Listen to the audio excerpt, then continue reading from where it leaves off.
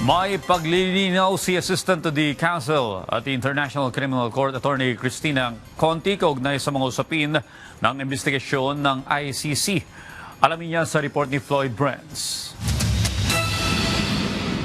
Nilinaw ng Korte Suprema na wala pa itong inilabas na pinal na desisyon kaugnay ng petisyon ni Senador Ronald Bato de la Rosa laban sa jurisdiksyon ng International Criminal Court o ICC. Ipinaalala ng Korte Suprema na ang naresolba pa lamang ay ang hiling para sa Temporary Restraining Order o TRO para pigilan ang posibleng pag-aresto at pagsuko sa ICC, pero ibinasura ng mataas na hukuman ang naturang TRO request ng senador.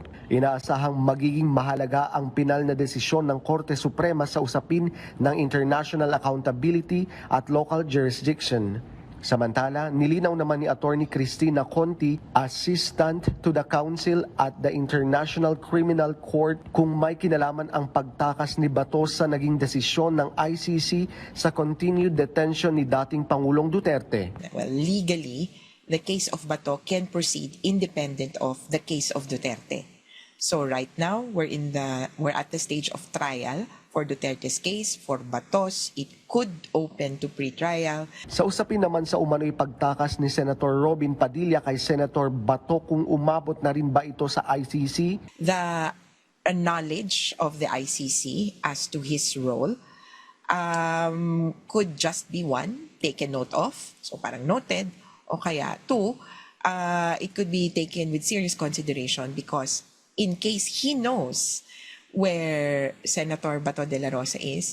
Hinggil naman sa usapin kaugnay sa mga naging pahayag ni Senate President Alan Peter Cayetano sa proseso ng International Criminal Court. Marami pong mali akong napansin sa mga sinasabi ng Senate President nitong mga nakaraang linggo.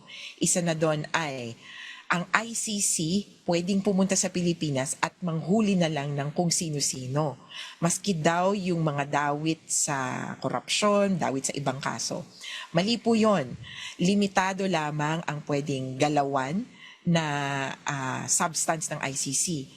Samantala, ayon naman sa NBI, posibleng madagdagan pa ang mga personalidad na mabibigyan ng arrest warrant kaugnay pa rin ng investigasyon sa war on drugs ng nakaraang administrasyon. Floyd Brents para sa Pambansang TV sa Bagong Pilipinas.